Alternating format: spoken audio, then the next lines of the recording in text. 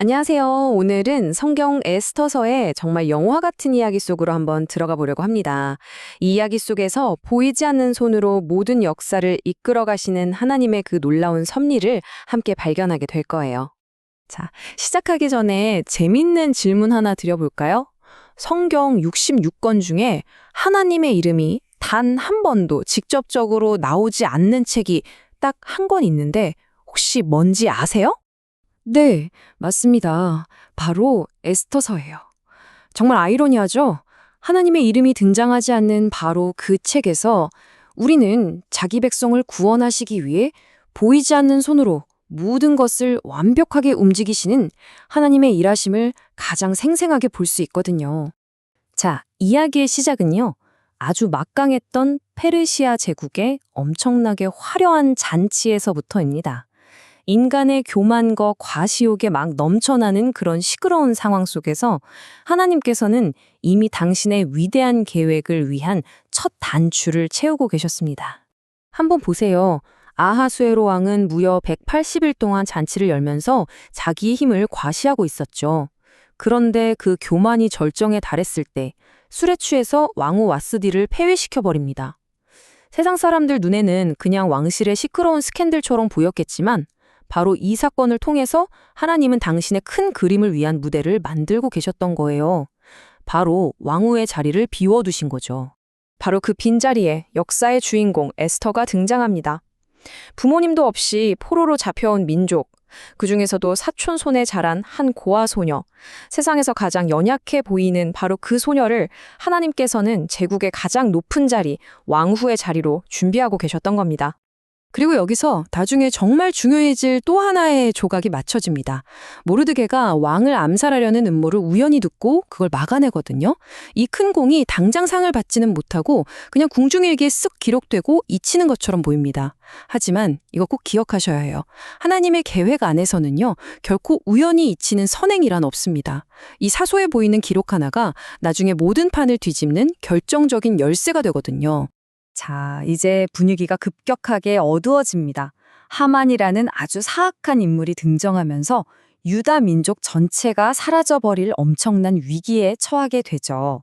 이 하만이라는 자가요, 자신에게 절하지 않는 모르드게 한 사람에 대한 분노 때문에 유다 민족 전체를 다 죽여버리려는 끔찍한 계획을 세웁니다.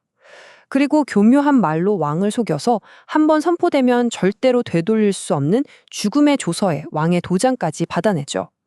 이제 모든 게 끝난 것처럼 보였습니다. 이 절망적인 상황에서 모르드게가 에스더에게 정말 역사의 길이 남을 한마디를 던집니다. 바로 에스더 4전 14절의 말씀이죠. 네가 왕후의 자리를 얻은 것이 이 때를 위함이 아닌지 누가 알겠느냐? 이 말은 그냥 조언이 아니었어요. 왕궁에서 안락하게 지내던 에스더의 삶을 흔들고 그녀가 왜 그 자리에 있는지를 깨닫게 하는 하나님의 음성이었습니다. 그 음성 앞에 에스더는 믿음으로 대답합니다. 죽으면 죽으리이다. 에스더 4장 16절의 이 고백은요, 자기 생명을 온전히 하나님께 맡기고 오직 자기 민족을 구하기 위해 왕이 부르지도 않았는데 나아가겠다는 정말 위대한 믿음의 결단이었어요. 바로 이 순종이 역사의 흐름을 완전히 바꿔놓습니다. 자, 이제 이야기의 클라이맥스입니다. 지금까지 흩어져 있던 수많은 우연이라는 점들이 완벽한 하나의 선으로 이어지면서 하나님의 계획이 얼마나 정교하고 놀라운지 생생하게 목격하게 되실 겁니다. 이 타임라인 좀 보세요. 정말 소름 돋지 않나요? 하만이 모르드게를 매달 교수대를 세운 바로 그날 밤에 왕이 우연히 잠이 안 와요. 그래서 우연히 궁중일기를 읽게 하는데 우연히 잊혀졌던 모르드게의 공로 부분을 읽게 되죠. 그리고 바로 그 타이밍에 모르드게를 죽이려고 허락받으러 온 하만이 왕 앞에 딱 나타납니다. 이 모든 게 과연 우연일까요? 아니요. 이게 바로 하나님의 완벽한 타이밍, 그분의 섭리입니다. 왕이 높여주고 싶은 사람이 자기 자신인 줄 착각했던 하만은 결국 자기가 죽이려던 원수 모르드게에게 왕의 옷을 입히고 말을 태워서 왕이 높이시는 사람은 이렇게 대접받는다 하고 온 백성 앞에서 외쳐야 하는 정말 끔찍한 굴욕을 당하게 됩니다. 이제 역전의 서막이 오른 거죠. 그리고 마침내 에스더가 지혜롭게 준비한 두 번째 잔치에서 모든 진실이 밝혀집니다. 에스더는 자기 목숨을 걸고 왕 앞에 나아가서 눈물로 호소하죠. 우리를 죽이려는 원수가 있는데 그게 바로 왕이 가장 믿는 신하 하만입니다. 라고요. 그리고 여기서 하나님의 공의가 정말 기가 막히게 드러납니다.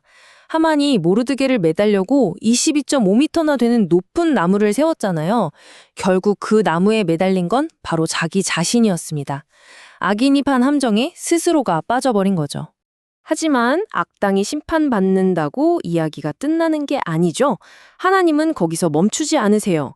죽음의 법을 생명의 법으로 덮으시고 유다민족의 슬픔을 완전한 기쁨과 영원한 축제로 완전히 바꾸어 놓으십니다. 자, 그럼 이 문제를 어떻게 해결하셨을까요? 이게 핵심인데요. 하만이 만든 죽음의 조서는 페르시아 법이라 취소할 수가 없었어요. 그러니까 하나님께서는 모르드게를 통해 새로운 법을 만들게 하신 거예요.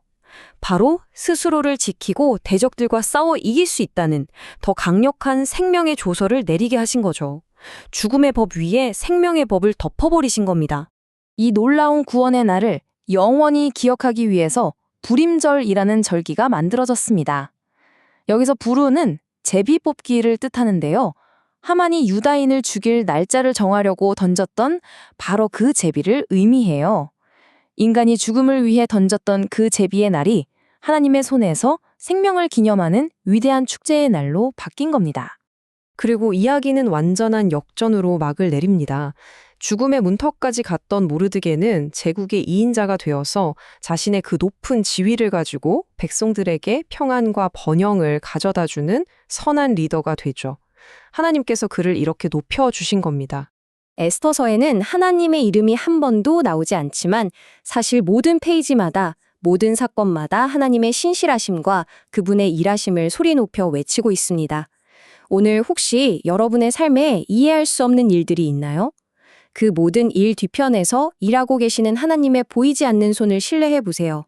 그분은 지금도 당신을 위해 가장 좋은 계획을 완벽하게 이루어가고 계십니다.